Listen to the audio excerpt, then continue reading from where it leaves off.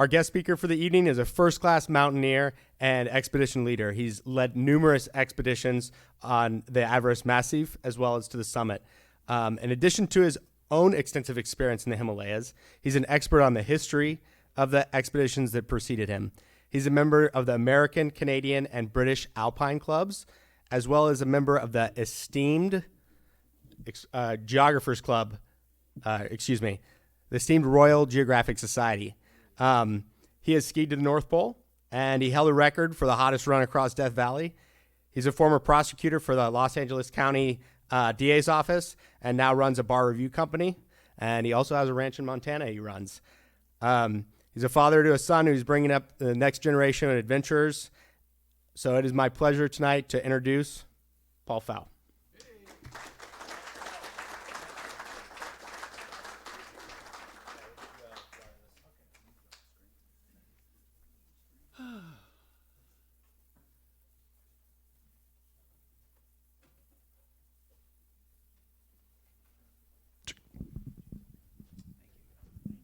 Thank you. Boy, what a privilege to be here.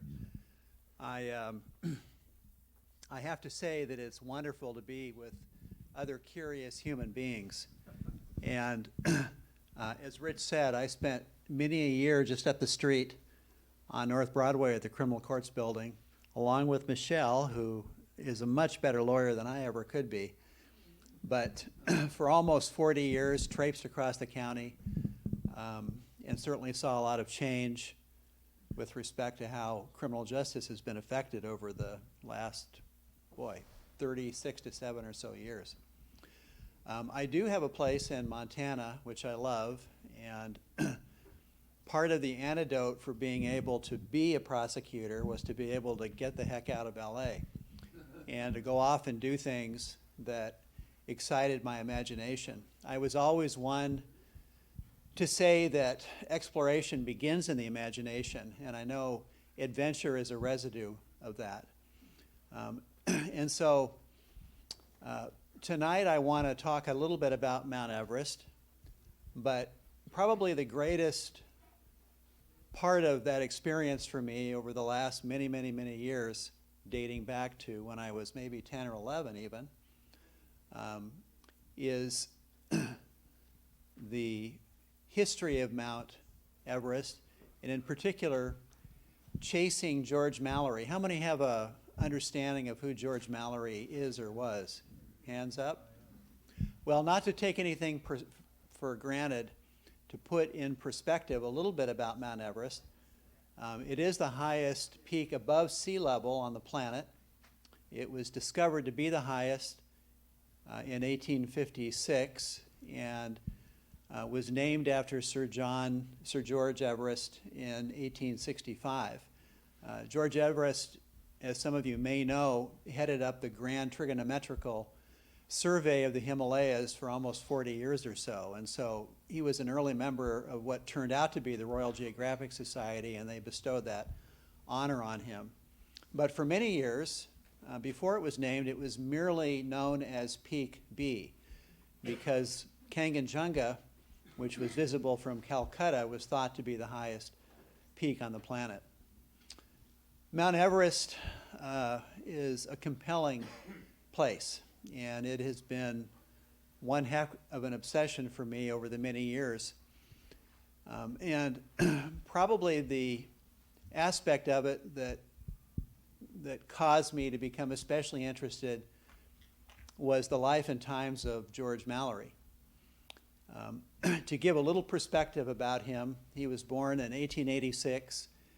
He died on Mount Everest at age 38, and when he did, he left 3 small children, John, Barrage, and Claire. And later in my life, I would get to know John and Claire as I pursued and chased what I might call Mallory's ghost across England and into Wales, over to France, and eventually to Mount Everest. But George Mallory was a compelling figure, and he had an insatiable appetite for climbing. And I think to understand George Mallory One of the things that you can do is go see 1917, which is a wonderful movie. And last year also, They Shall Not Grow Old, which covered World War I. Those that came out of World War I were changed. And I think that part of the antidote for recovery was to get back to what they knew. And in the case of George Mallory, that was climbing. He did not have an equal. And it isn't me saying that. A lot of his contemporaries would say that as well. But the urge to climb Mount Everest is something that didn't take root right away, even though it was the highest. How many are familiar with Robert McFarlane's works? No? Well, I recommend his book, Mountains of the Mind, where in a little under 300 pages, he explores a lot of the motives that, and the history too of mountaineering, and that famous question, why do people climb mountains? George Mallory succinctly said in 1923, or is reputed to have said, because it's there. Those 4 words were something that resonated with me over the many years, and I didn't really understand how important they were until I got to Mount Everest and was able to spend a lot of my time at base camp and with my friends. When you stop to think about it, he's talking in the present tense because it is there. He's not talking about something that he's accomplished. He was always in the present, even when he wasn't climbing and even when he wasn't as, let's call it, obsessed as he might have been with Mount Everest. Even when he was back in Godalming at his beautiful home in Westbrook, a leafy sort of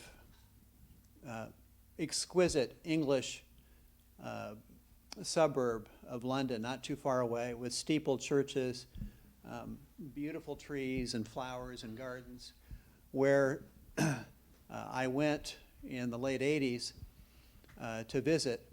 I wanted to get a sense of what that part of his life was like. And as I walked through his home and around the gardens, I could hear those 3 kids scrambling and reinvigorating him and his wonderful wife, Ruth. Got to know George Mallory. I made at least 3 trips to England and looked up many of the students that he had taught at Charterhouse, which was and is still located in Godalming, and recorded many of them. You see that portfolio at the end. There's 10 or so of those with recordings and so forth of all of the students and others who knew him. And I got into a letter writing campaign early on too. I wanted to find out what other mountaineers and those that knew him contemporaneously had to say about George Mallory. And it was always the same. He was a giving person, probably by today's standards, and it's not fair to judge anyone by today's standards, I suppose, in looking back. But he was of a liberal mind. He came from that sort of venue. His father was a preacher. And though he was a teacher, he was dedicated to climbing and mountaineering. He went to Cambridge, and if you go to Cambridge now, you can go to Magdalen College, where I went, and I had all 3,000 pages or so of his letters between Ruth and he sent to me. Reading them, you can get into their minds. This was a time when there wasn't iPhones, there wasn't instant messaging, where people had to be thoughtful, where they had fountain pens. And in the stormy tents that they were occupying at Mount Everest, he had to compose his thoughts. And the back and forth between he and Ruth between 1914 and 1924 is a miracle. They had a great love affair. It wasn't perfect by any means. And there was a time in 1923 when he didn't think that he would go back to climb Mount Everest. But he was on the first team in 1921. The British had gained permission. At the time, one of the preeminent movers was a fellow named Charles Bell, and he was a political officer in Sikkim in India. And he had been able to finagle permission from the Dalai Lama in Lhasa in Tibet to finally give the British permission. Of course, this was after the First World War. And so the British mounted an expedition in just a few months, and they sent Mallory and a team across the seas to Calcutta, and then they made the near 500-mile trek or so on pony and on foot to Mount Everest. They didn't know how to get there. There were no satellites.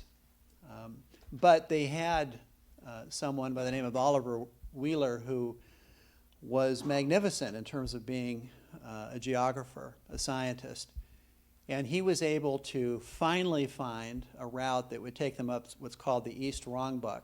And so from base camp to advanced base camp is about 12 miles.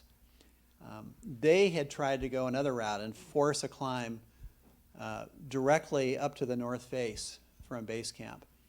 Exhausted, they came back and they had one last shot at it before the weather would close in. They got there late in June, and eventually they were able to find their way to the North Col, which is the entryway to the higher reaches on the north side of the mountain. And so they knew what they would do the next year in coming back. They came back in 1922. Mallory, again, was the preeminent member of that team. Again, the hardship of getting to Calcutta, traveling overland. Who wouldn't be exhausted by the time you got to base camp? They didn't have, of course, the same kind of equipment that we do. They climbed in woolens. They had nails on the bottom of their leather shoes, which conducted cold and so forth. These were really the first astronauts in many ways. They went higher than humankind had ever gone before. They were really testing the limits. There was a terrible tragedy in the 1922 expedition where 7 of their porters died in an avalanche, and Mallory blamed himself. And he was in charge of that part of the expedition in trying to get from advanced base camp to the North Col, which goes from about 22,000 or so to 24, almost 24,000. And it's a very steep part of the mountain. They'd put ropes in and so forth. But you can't control what happens, of course, on a mountain. And conditions were such that a part of the snow and the ice there broke off. And Mallory was lucky to have escaped, but not the 7 porters. So they returned to England, having failed. And by this time, Everest had become what was colloquially called the third pole. The North and South poles had been conquered, although a better word is probably in the idea that they had survived. And now the great national purpose of England was to put someone on the top of the highest planet in the world. And so it had become a decidedly British mountain, English mountain. And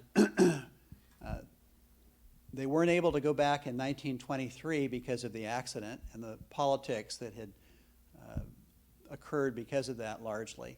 But they did get permission late in 1923 to go back in 1924. And Mallory didn't know what to do. He was beset because he had these 3 beautiful children. After the presentation, you can come up and you can see a picture of them up here. A lot of these are the artifacts which I've collected over the years, which came from those early 1921 through 24 expeditions, and I'll reference some of them a little later. But you'll get a sense, I think, if you take a look at the children. There are a lot of other photographs in the book, but especially the pull that Mallory had in wanting to be able to satisfy this great English goal, but, of course, his family and his peace of mind was wrapped still with his wife Ruth and their 3 kids. But eventually he was talked into it. Probably in the end didn't take much talking into, but he felt justified and went back to Mount Everest. The snow conditions were not the same as they were in the previous years. It was tough going, and they really didn't get very high on the mountain.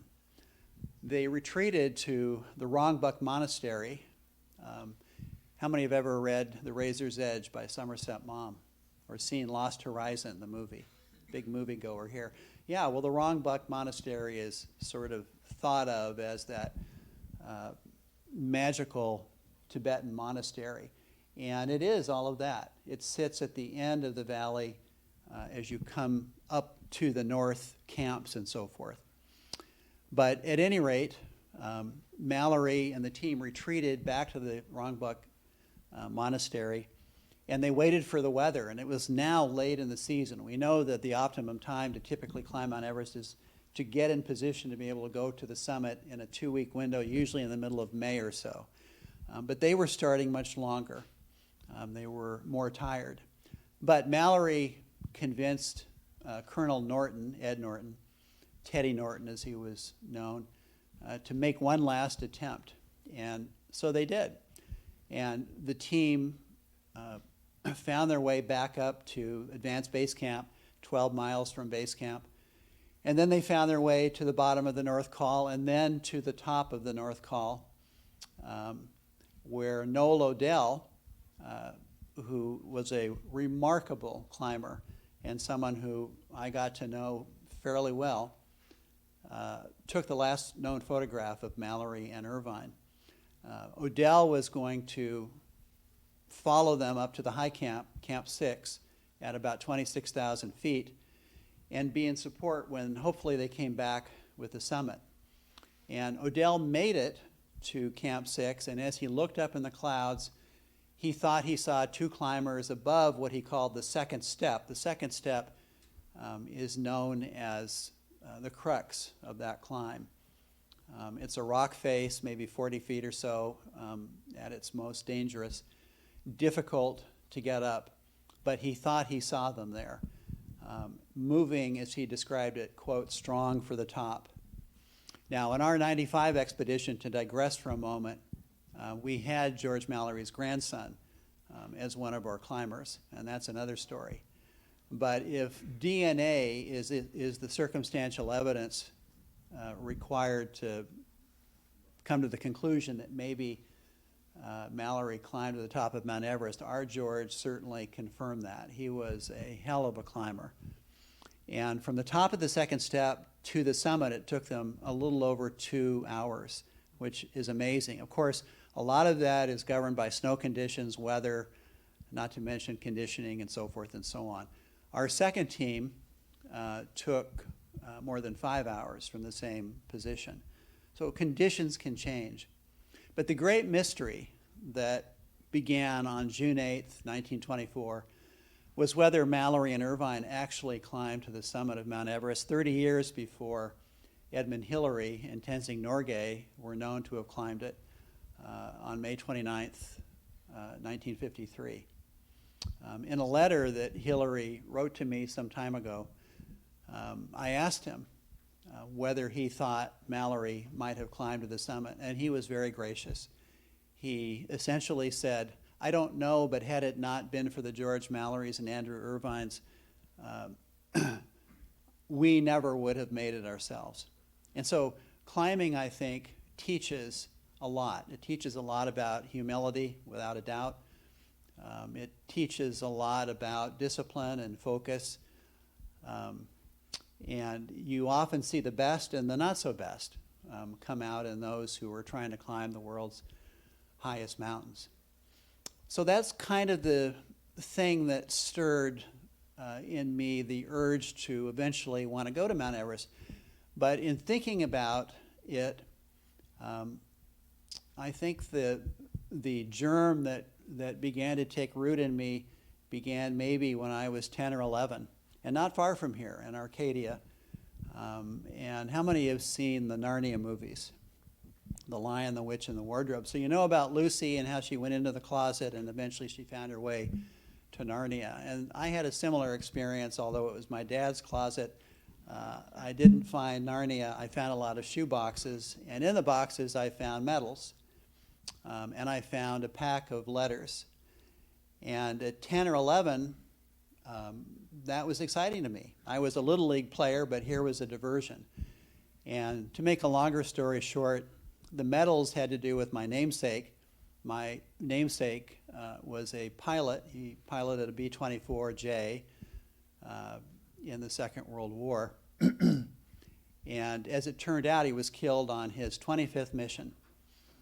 He had written a letter to his wife, whom he'd met in Seattle at a USO dance and married a month later, that he couldn't wait to come home to see his firstborn. And shortly after that, the plane was shot down. But it was in those letters that I first began to learn about loss and began to understand at a tender age that life isn't like I thought it was in Arcadia, but that there was a much bigger world out there. And that led to other things.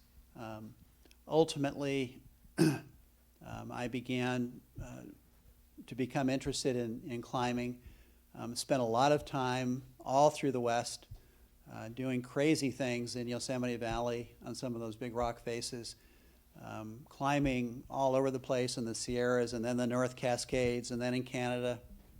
And then I ventured beyond the West and found my way to all the continents, as was mentioned earlier, and had wonderful experiences. Some of the nicest experiences were in France, I think, in the Alps and in Switzerland, climbing away. But all of that engendered in me still this piece that yearned to want to go higher and to test myself. I was at an antiquarian book fair here at the Ambassador Hotel, and I overheard at the time a couple of booksellers talking about Noel Odell and Captain Noel, and that piqued my interest. I'd read about them earlier, and so I went up and introduced myself, bought a couple of books, and determined that I was going to take advantage of the fact that they were still alive, they were witnesses to what had happened. I was, at that point, almost a lawyer, understood something about direct and circumstantial evidence, and maybe, just maybe, I would find out a little bit more about Mallory and Irvine and whether they may have climbed to the top of Mount Everest. And so that took me to England. I wrote letter after letter after I discovered where John Noel lived. John Noel was the cinematographer on the 1922 and 1924 expeditions. And in 1913, he had disguised himself. He was a captain in the British Army during Kipling's era and found his way perilously, I might add, almost all the way to Everest Base Camp. And he reported back to the Royal Geographic Society, and it was based on his information that the Brits, through the RGS, decided that that ultimately would be one of the routes to go. But in writing him over the months and then the years, I never got a reply back. I did, though, from others, from many mountaineers all over the world, Messner, you name them, wondering what their opinions were, trying to get their perspective, trying to go beyond myself in understanding a little bit more about that particular climb. I became a member of the British Alpine Club, and on a visit there, I remember I was in the foyer, and the phone rang, and Bob Lawson, who was the secretary at the time in a club much like this, called me over and introduced me to Sandra Noel, who was on the other end of the line, and she was the daughter of Captain Noel. And I had written sometime before that I would be there, and if indicated some dates if they had any interest, try and get in touch with me. Well, they did, and I got on a train right away, and I remember going down to Romney Marsh in southern England, excited. She met me at the train station. It was pouring down rain, took me to their cottage, and I remember walking through the door, low ceilings, typical English type of cottage, maybe 150 years old or so, darkened, and I walked into this room, and there was a fireplace, and that was the only light that shone across the floor. And my attention was taken looking at a window at the other end of the room, and in front of it in a wheelchair was a man turned away from me with a navy peacat and coat on, shock of brilliant white hair coming out from under the cap that he was wearing. And he slowly turned around. Sandra said, "Daddy, Mr. Pfau is here." And he looked at me, and from here to 20 feet away or so, I could see these incredible blue eyes, and this intelligence was taking in everything. And I sat fascinated for the next 4 hours as he told me about the climb in 1922 and 1924. I would go back a year later, and I stayed about 10 days with them. And he introduced me to his inventiveness. He was the cinematographer. He invented the camera, or at least he put the camera together that he would use on the expedition. Of course, there weren't 35 millimeters then. There weren't iPhones, big, heavy camera work. One of the cameras that he used is right here. And it's something that I obtained several years after his passing. But this was one of the cameras that he used to photograph as we might use a 35 millimeter. And so through the lens, there are many images of Mallory and Irvine and all of the other expedition members. But he was a compelling human, giving, sharp as a tack. He was 95 at the time, and really excited my curiosity. When I went back to London, I spent time with Noel Odell. He was the other surviving member and the last person to have seen Mallory and Irvine. And he was an incredible person. About 6'6", stooped over, 95. He'd been a professor at King's College and was very generous and gracious with his time and still very able, almost athletic. Subsequent to the Everest climbs, he was one of the first to climb Nanda Devi in India, which at the time was the highest climbed peak, over 25,000 feet.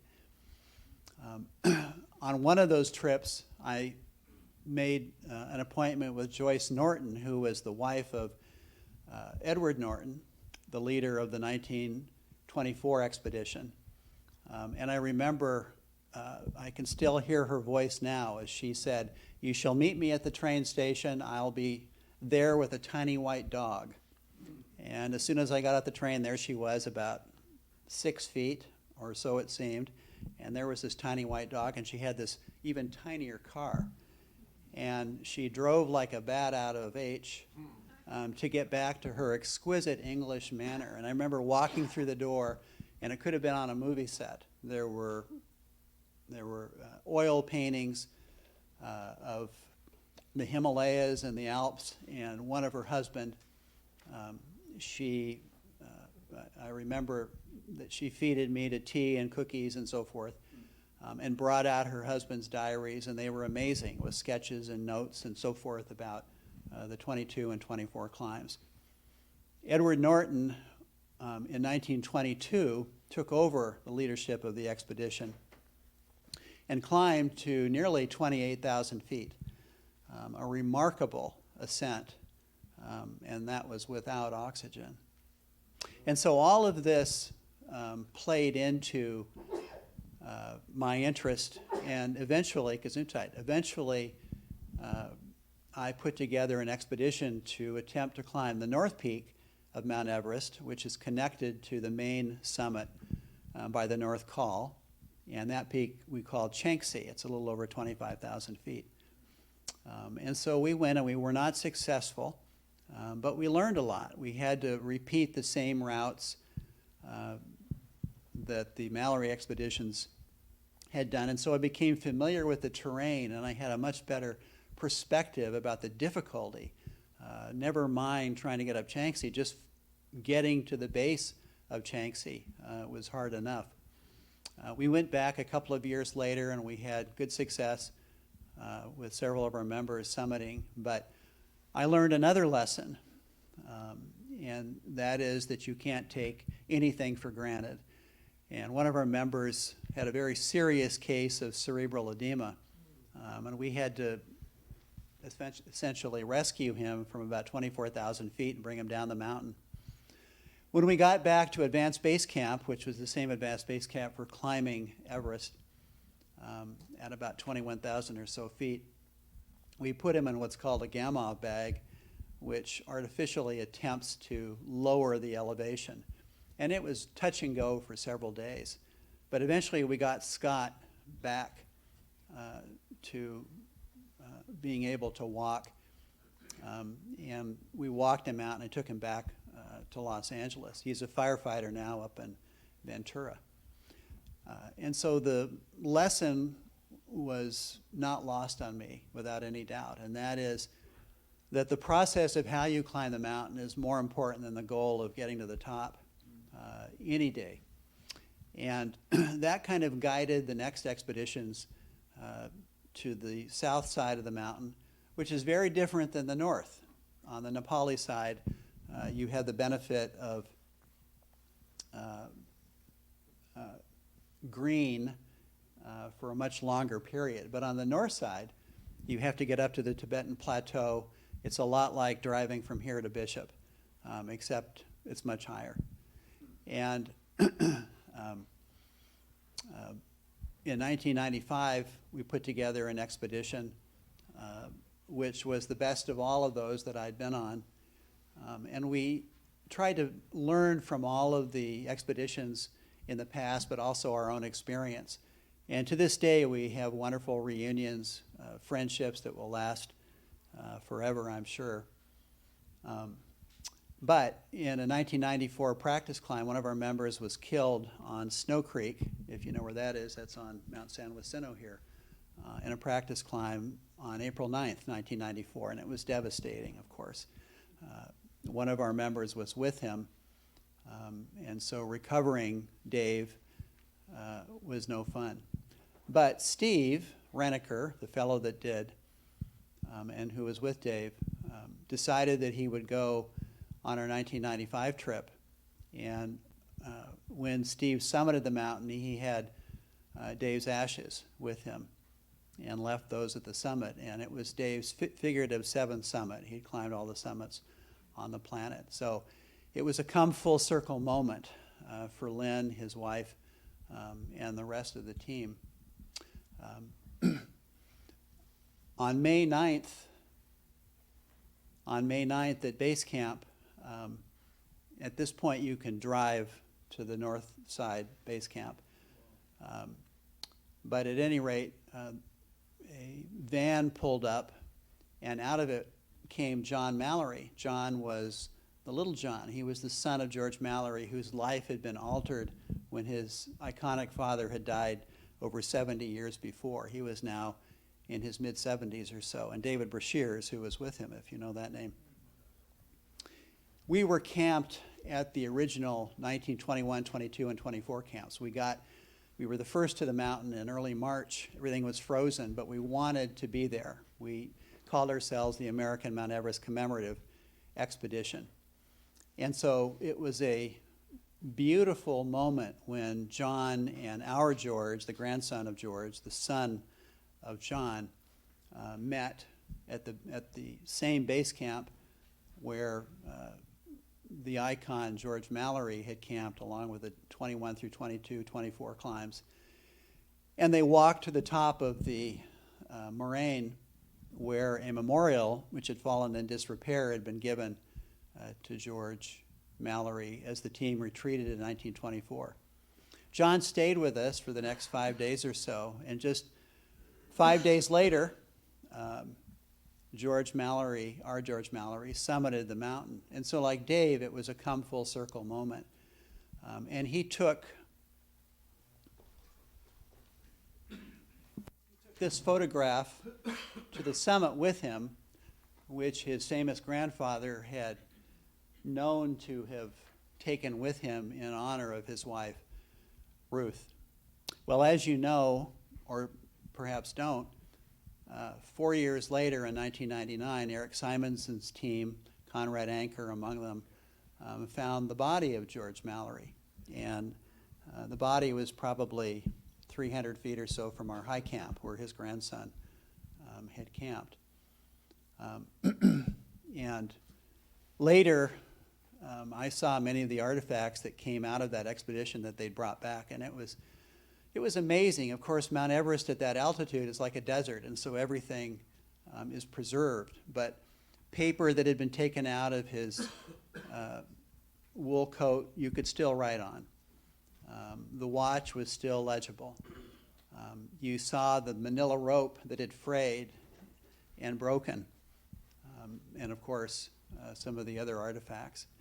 And not amongst the artifacts was that photograph. And so, if you're a believer in circumstantial evidence, I suppose, you might divine that he had climbed to the summit of Mount Everest, that he had surmounted the obstacles, that he had actually been above the second step, the crux of the climb, as Noel Odell had first thought he was, and had died on the way down with Andrew Irvine. It was a wonderful come full circle moment for the family, and as I look back on all of these experiences, that was probably the nicest thing about the combination of all of the experiences that I'd had from being a kid at 11 until that point. And the one thing about the arc of time is that it keeps peeling back and revealing other layers of maybe deeper and more important meaning. And so I think, in particular, the lesson of loss, but how there can be redemption down the road,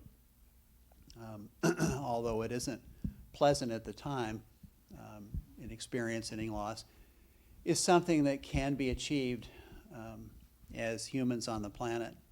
And just to sort of tie it all together, to hearken back to that sheaf of letters and so forth that I'd uncovered in the closet, I took another interest and eventually tracked down 3 of the crew members who had parachuted out of that B-24 above Budapest in 1943 in order to find out what had happened in those closing moments. And again, it was eye-opening.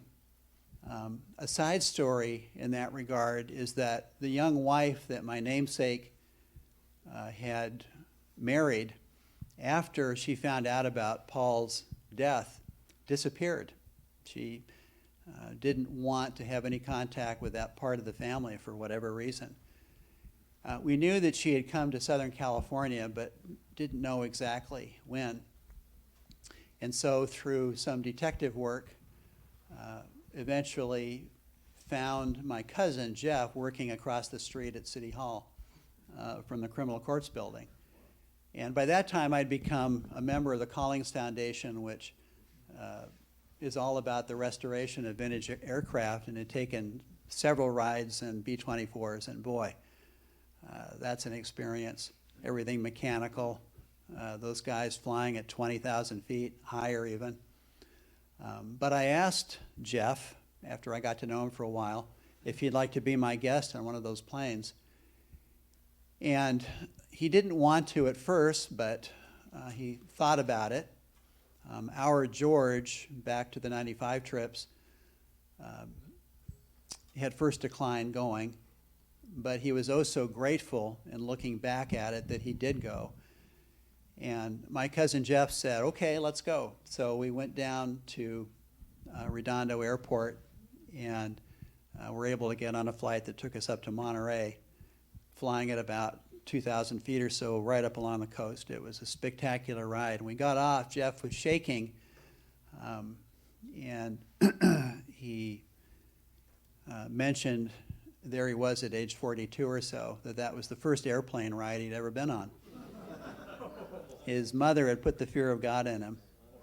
Curiously, the flight that his dad had been downed on was the Miss America, and this one was the Miss USA. So there was that commonality too. But I think coursing all of these threads through this experience taught me a lot about the idea of synchronicity, that things happen for a reason. You might not have an idea at the time, but in looking back, you can see the trail in the dirt.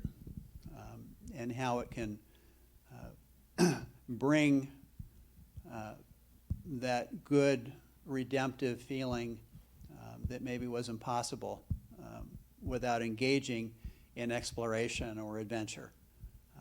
And so I take my hat off to all of you guys for finding an antidote, I guess, that brings balance to the rest of your lives as well. It's such a refreshing thing to do. I spend as much time as I can up in Montana. It's God's country for sure. And it's the antidote now to all the traffic on the freeways. At any rate, sometime later, I guess, if you want to come up here, there is the barometer that belonged to General Bruce, who was the leader of the 1922 Everest expedition. This was the book that came out of the 1924 expedition, The Fight for Everest. There are family photographs of the Mallory family. His son John lived in South America and then later migrated to Australia, but his daughter Claire, whom I got to know fairly well, lived in Kensington up near Berkeley. And she also had a son that she named George. Curiously, one of my trips to England caused me to come into contact with George Low, if you know that name. He was the fellow that carved all the ice steps that essentially got up to the South Col on the Everest side, good friend of Ed Hillary. And in the course of all of this, John Hunt, the leader of the 53 expedition, reminded me of the book that he had written, Life is Meeting. And I think that's the nicest thing about all of these experiences, in having gotten to know those of another generation, and also looking forward, being able to hopefully impart some of that to my kid. We're now at National Park 37, so hopefully we'll be able to finish that off in a couple of years.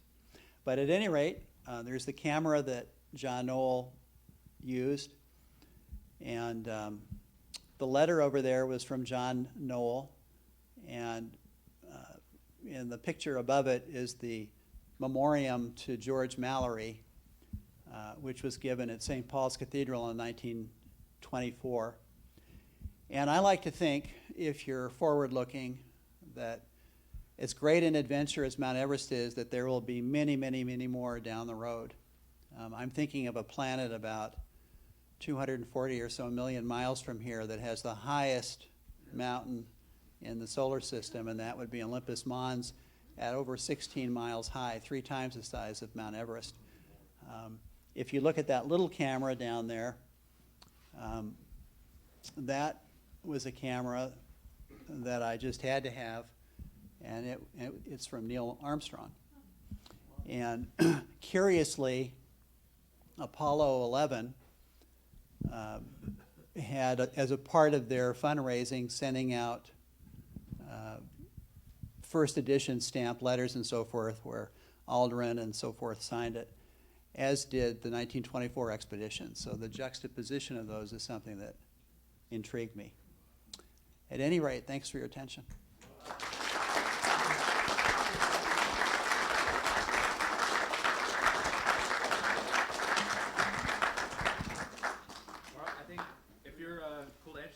We're going to have a microphone going around.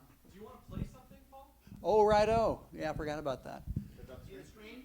No, we don't need it. It's just an audio file. Yeah, it's an audio file, but just to sort of set it up. Yeah, the first speaker is Noel Odell. The first speaker is Noel Odell.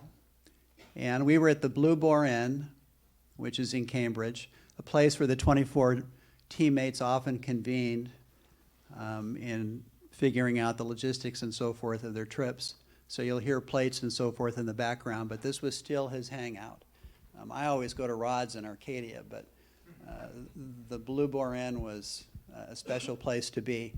And the second voice you'll hear is Captain John Noel in that cottage with the fire going and the rain pattering on the windows as he recounted his lost teammates. I earlier referenced the idea of 1917 and the other movie. They will always be old. They shall never be old. It's getting older here.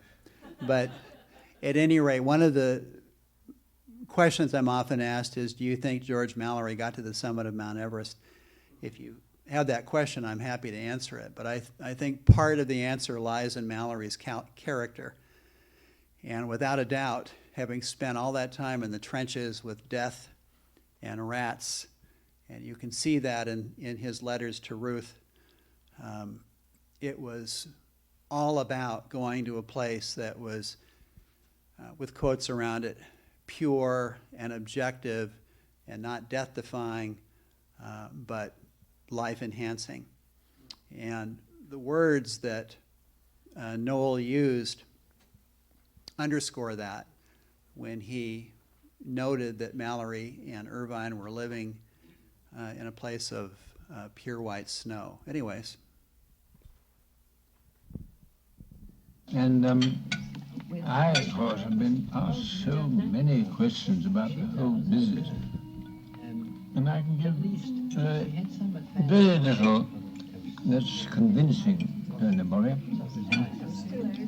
Having seen them as I did, definitely on their way up, slow slope, and not at the second step, as I made a mistake, that corrected it, below the first step, which is a very much easier place than the second step. And they went on above that, and then of course the clouds came down, the most tantalizing business. Clouds coming down just then. So they would still have had the second step to get up, plus the summit snowfield.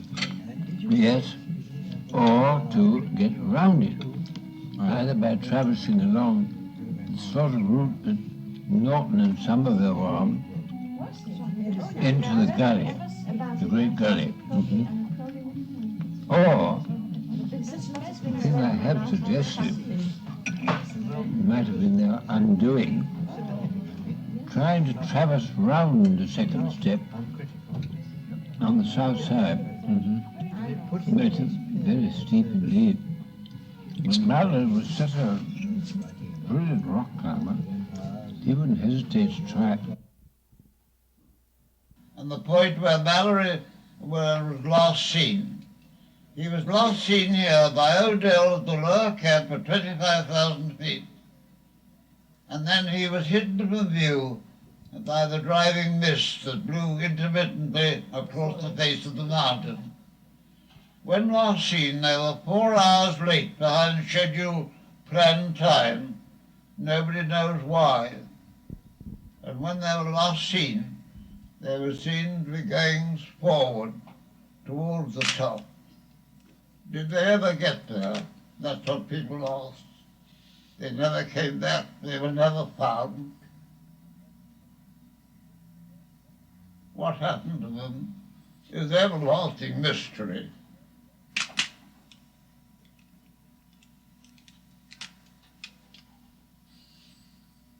Mallory and Odell. When Odell came, when the men were lost and the expedition came back, Irving's family left the door of their home ajar, hoping he'd walk in.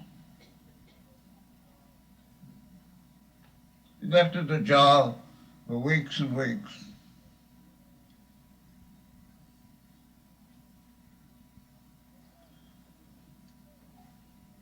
They died in the snowfields of Everest. In the film I made, I put a title. If you had lived as they had lived and died, would you not ask for any better grave than the grave of pure white snow? That's the end of the film. And Yeah, that was Captain Noel, the last voice you heard. And he poignantly had a lot to say about the loss, both in terms of how he was, even at 95, 70 years later. but also in recounting that Irvine's mother had left the door ajar and a light on, hoping her son hadn't died and that he would return. And so it was still something that had remained with him all those many years. And I can also say, and having gotten to know Claire and John Mallory and so forth, that the decision of their father to climb the mountain had certainly, in many ways, altered their lives. Making choices like that have consequences, that's for sure. But they also had very rich lives thereafter. Claire married George Millikan, who was a renowned scientist living in the Berkeley area. And John had a flourishing life, as I mentioned earlier, in South Africa and then later in Australia, at any rate. I'm going to go with Bob Zeman because I think you have the lowest member number in the room, don't you? Probably. Bob Zeman, 878. Just to let you know, my friend Richard Sibrel was the seamstress who built the first Gamo bag that is now used for expedition treks to reduce the effective elevation. And I question, you talk about a 500-mile trip from Calcutta to base camp. Was that because they had to go around and had to take the longer route as opposed to the current ones because, Tibet or Nepal were closed or something like that? Well, that's true, yeah. Tibet had just opened, and so it was all first impression, yep. Hi, Brian Campbell. I'm a guest here tonight. I'm curious, what did Eric Simonson and Conrad Anker and the people that actually found Mallory, is there any sort of consensus on their part as to whether he made it or how close he might have made it or not? So if you find yourself at Barnes & Noble or Vroman's in Pasadena, this is a great book.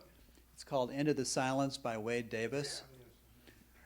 And it's a wonderful account, and there's a piece in there about your question. I think Conrad, who is a superior climber and who repeated the route without the aid of the Chinese ladder, which is still there to aid climbers, was of the opinion that Mallory would not have made it up and over the obstacle of the so-called second step. Anyways, that's the short answer to your question. It's not my answer, but it's a better climber's answer. What do you think the likelihood is of finding Irvine's body? Well, my friend Jim McKeechin, where's Jim? Yeah, there he is. Discussed that earlier tonight. Who knows? You know, I've heard that there might be the potential for an expedition to go back in a couple of years to find where the body might be. But on the other hand, the body might not be there for other reasons. It's hard to speculate. However, Eastman Kodak has said that if the camera were recovered, that the film is probably processable. Yeah. What was the distance? What was the distance between the ice axe they found a long time ago and his body? Yeah, so that was found in the 1936 expedition on the Hugh Rutledge Everest expedition, and that was well below the second step. You know, hard to picture it. If you heard Noel Odell talking, he talked about possibly Mallory making an alternate route, not going up the second step, but going farther to the west to enter what's called the Great Gully, which would have been a much harder climb. But at any rate, the ice axe is in that general area. And the distance to his body is how far? Well, it depends where you're calculating that from. If you're looking at the route that most people think and where Noel Odell saw them go, you know, the body was found not too far from their Camp 6. And most speculation is that they died on the way down from the mountain. So whether you also heard Noah Liddell talking about them having gotten a late start, which certainly could have compromised their chances of getting to the summit and back while daylight. But there are lots of reasons, and most accidents take place on the way down anyways on a mountain. So if they were benighted and they were trying to get back to their tent because of their poor clothing and so forth, hardly the stuff that we use today, possibly that's when the accident occurred. Quick But question. he was, just to add to that, he was in a self-arrest position. His face was pointing down, and so he evidently slipped quite a ways. And in breaking his leg, he wouldn't have lasted long, that's for sure. Quick question. What is your opinion? My opinion, well, hope springs eternal with me. And, you know, having done the best I can to stand in the shoes of George Mallory and talking with his contemporaries and reading the literature, in talking with others who had thought about the issue, I think that you know, we have to strongly consider Mallory's character. Mallory was one tough dude. When I was in Wales, I attempted to repeat his so-called famous pipe climb, which has overhangs and so forth, which he did without a rope. Not I, said the pig. Much more difficult. But my point is that I think that Mallory had the physical capability of climbing the mountain. I think he had the desire to. I think that he had probably eclipsed the norms of what most humans' threshold for pain and suffering is all about. And also, it's possible that the area around the second step was different than it was later when Anchor climbed it and so forth. It's possible that there was more snow and that it might have been easier to get up a corner of that area. It's a recessed area in the side of the mountain. Think of a box that doesn't have four sides and it goes up 40 or 50 feet or so. And then trying to climb that with the 28-pound oxygen tanks that they had on at the time. But Mallory, I think, had the capability of doing it. When our climbers, Jeff Hall and George, were there, of course they took a look at the second step and they came away with the idea that it was doable. Also, when they were at the same perch as Noah Liddell was, where the first time he said that they had climbed to the second step, and then later he recanted and said, no, it was at the first step, which is a much more obvious landmark. Jeff and our George came away with the idea that no, if Odell was where he said he was, he would be looking at the second step. So there's some what we would call corroboration there from other witnesses, our climbers. Anyways, the long and short of it is, I think, you know, my feeling is that he made it, and that they died on the way down. Paul, real quick, just curious, because I know one of the topics of Jim McEachin's talk here was about the current state of climbing on Everest, where it's become so commercialized, and you hear about these horrible traffic jams on the way to the summit. But it's an interesting line because a lot of these climbers seem to be motivated by that same spirit of because it's there, that's why they want to climb. So what's your take on the current state of Everest climbing? Well, that's a good question, and I hate to generalize about anything because I think the adventure to climb Mount Everest is every bit as valid now as it was back then. I think human beings are the same. There's good, there's bad, there's takers, there's givers. You know, our trips have always been homegrown. We put them together from the bottom up. This book over here is a business model. I had to run it like a business, and I had to create a business to pay for it. So every piece of a private trip is different than a commercial trip. I knew a lot of the commercial vendors. You know, I know Eric, and I know those that died in the '96 tragedy, Scott Fisher and so forth. And they were great guys, and they did a good job. But, you know, when you bring people together who haven't climbed before, who haven't developed that attitude with each other, who don't know everybody's strengths and weaknesses, you know, then you're marginalizing safety. We had 5 doctors on our trip. We had a medical tent at base camp. We had a Chinese tent half as big as this room that was like a grocery store. And we had another one at advanced base camp. So we did everything we could to create a comfort zone, and then we had practice climbs for a year or so before that. So private climbs versus commercial climbs are different. I think that from an attitude standpoint, that most people who go there revere the mountain. And I know that we would never have climbed the mountain without our Sherpas. They're wonderful people, givers. We sponsored a lot of them in coming over here. And I remember our Sirdar, Wang Chu, who headed up the IMAX movie that you might remember a few years ago. I remember taking him to Disneyland thinking, oh, this will be a new thing. And we spent all day, and we watched the parade at night and the whole deal. And next day I asked him, so what do you think? And you know the thing that impressed him the most? The Matterhorn? No, not the Matterhorn. The parking structure. He thought that was a great business. $20 to park a car.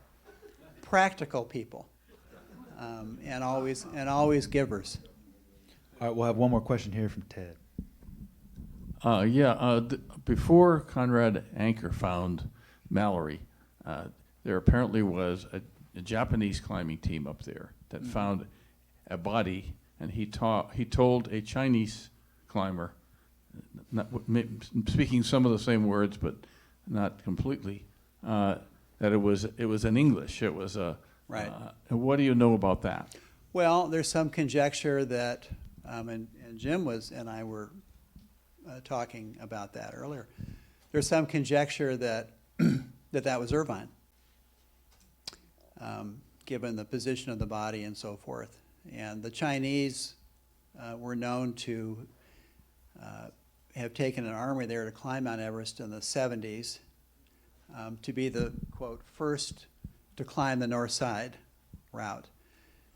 And so there's, you know, some speculation that maybe they disposed of the body in order to preserve their one-upmanship. But who knows? Yeah. Edmund Hillary spoke to our group about 40 years ago, and when they asked him the question there, he said, well, maybe that Mallory did achieve the summit, but he didn't finish the job. Yeah, there are those that say you don't climb the mountain unless you come back. Funny issue with Edmund Hillary, and I don't mean to say this pretentiously, but I have a nephew. My sister Amy is here, and her son is Ryan. And I took Ryan up Mount Baldy when he was 8 years old or so, and then I got him to read Conquest of Everest, the American version of Ascent of Everest, the English version, which recounted the 53 expedition. And then I had him give me a report on it, old-fashioned index cards and the whole thing. And then I said, I'm going to take you to dinner.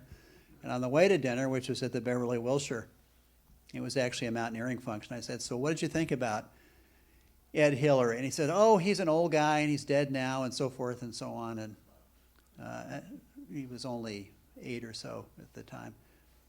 And at dinner, I introduced him to Ed Hillary. So it was a fun thing to do. All right, and with that, let's give another round of applause for Paul.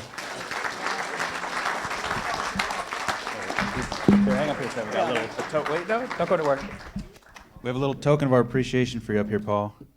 Here you go.